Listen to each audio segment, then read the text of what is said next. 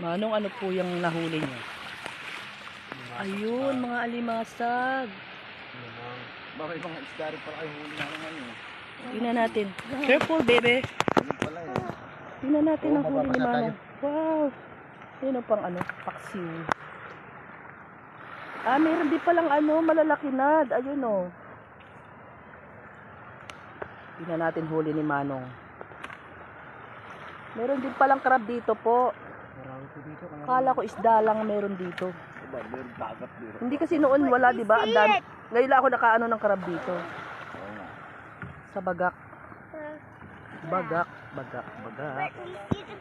Ito po ang Bagak Bay.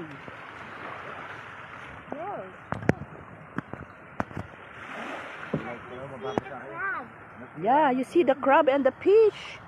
Lucas, you want to eat that? How about the crab?